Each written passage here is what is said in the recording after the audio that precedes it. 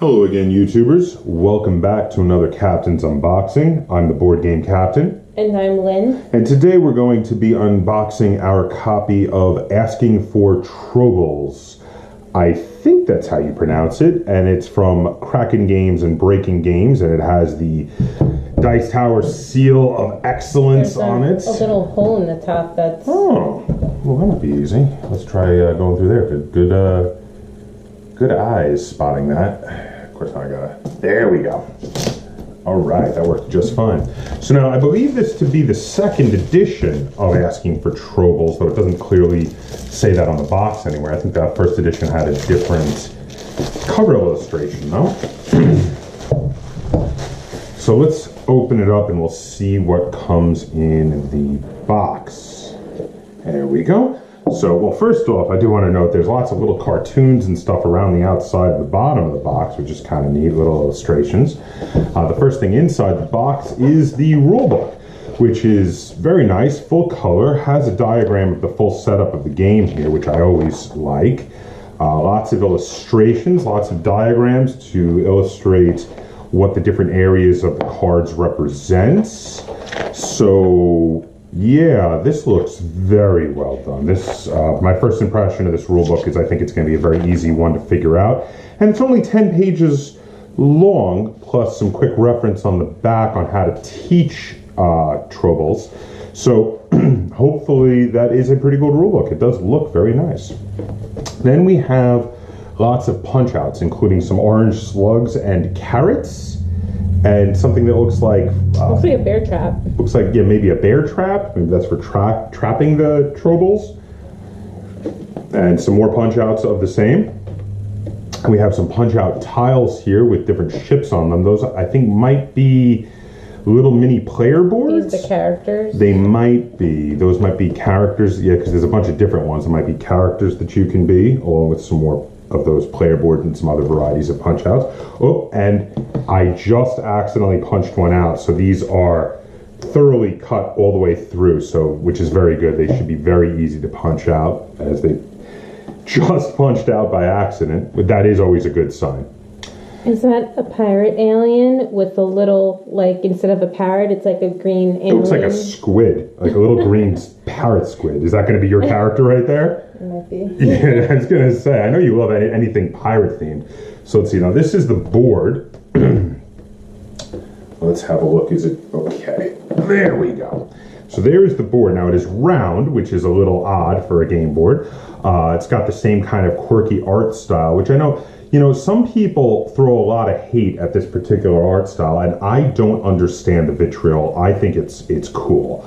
You know, I like anything that's very different and makes a game stand out, and the bright blue and orange colors really make this stand out to me. I mean, what do you think? Yeah, if I'm remembering correctly, I think blue and orange are opposite each other on the color wheel, which means they're complementary. So that's why it's so, not quite the right word, but the only word I can think of is like stunning. Yeah. But like it's very attention the getting. Opposite colors always, you know. Well, I quite like the look of the board and the artwork. Why don't you open those cards? You're very good at opening cards. I always have trouble with those card packs. So let's see, we've got some extra Ziploc bags in here for components. And I've got these little gem tokens, same exact kind of ones that you see in other games like, what is that that deck builder? Ascension. Ascension has these same exact shapes, except in Ascension they're red. In here they're orange and black. Looks like it was made even with the same mold. It's quite possible. Well, these look like character cards. We have a smuggler who looks like an alien Wookiee. Oh, that's great. And there's the courtesan, and his little word bubble says, "I'm too sexy for this spaceship." This game is going to be awesome. I can already tell. There's a bunch of other ones. And then, well, there's all different kinds of cards. It looks like they're all mixed together. The character cards and... They're different backs, though, to separate them out. Yeah.